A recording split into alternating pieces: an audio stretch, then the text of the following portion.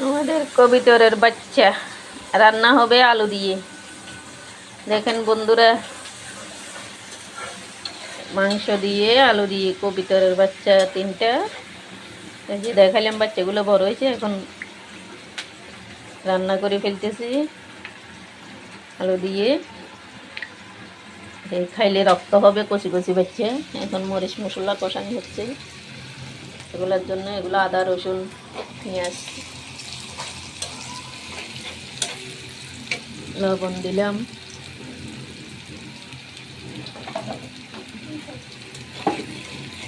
লবণটা দেওয়া হয় নাই, লবণ দিচ্ছি। দেখেন বন্ধুরা,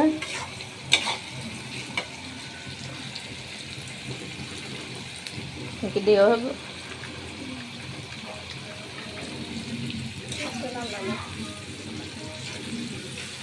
এই ভাত রান্না করছি গরম গরম।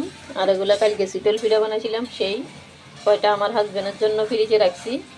তো আসবো খাইবো আউশ করে, কিন্তু বানাইলে তখন খায় না। এখন কেউ খেতে দেখলে ওর আউশ লাগে, মানে ভালো লাগে আর ওর জন্য রাখছি ফ্রিজে। 3 পিস রাখছি, আর 2 পিস এখানে ইয়া দিই দুধ চিনি দুধ গুড় দিয়ে রে, মানে এগুলো বাটালি গুড় না পাটালি গুড় কয়, এগুলো রেডি তো এবার হয়েছে। এই হলো আমার রান্না বান্না। এই যে এখন মরিচ মশলা দেওয়া হবে।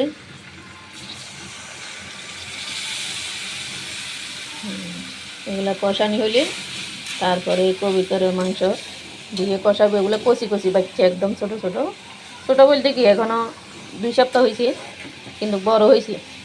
এখানে 3টা বাচ্চা, অনেকগুলো হয়েছে দেখছেন। তো এখান থেকে কয়টা আমার স্বামীলে রাখবো। আমার স্বামী চাকরি করার জন্য ওই যে টঙ্গীর দিক দিয়ে গেছে চাকরি। এসে বললাম না আপনাদেরকে, আপনাদের দোয়ায় সব কিছু আল্লাহর রহমতে একটু অচল সংসার তারে সচল করা হবে আর কি। দেখবেন আমার ভিডিওটা, দোয়া করবেন। 3টা কাটা হলো, এখন আবার ডিম দিছে এরা 2 উপরের মাঝখানের এগুলাই, নিচেরগুলো ডিম দিবে। এবার দেখাবো। বাচ্চা 3টা কাটা হলো, মানে নিচেরটাই দিছে 2টা, আর এইটাই দিছিল একটা। এটা সব কাটা হইলো। এতগুলো ফাউল তো কীভাবে, আর উপরে তো আছে আরও 2 জোড়া। এখন মোট 7 জোড়া আমার কবিতর।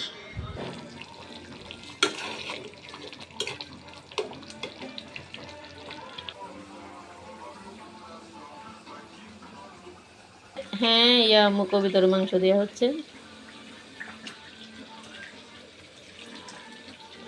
ক্যামেরাটা একজনে ধরলে তো সুন্দর হয়, ওই একা তো ধরে ধরে করলে সুন্দর হয়।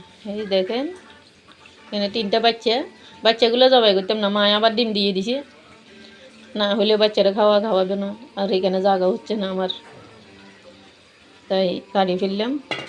নাহলে আরও পরে কাটতাম, উনি মেয়ের আব্বু আসলে কাটতাম আর কি। কেন এগুলোর খানা খাওয়াচ্ছে না, শুকিয়ে যাচ্ছে। ডিম দিছে আজকে 3 দিন হয়ে গেছে। 14 দিন 13 দিনের দিন ডিম দিয়ে ফেলে, মানে বাচ্চা দিবে 13 দিন পরে ডিম দিয়ে ফেলে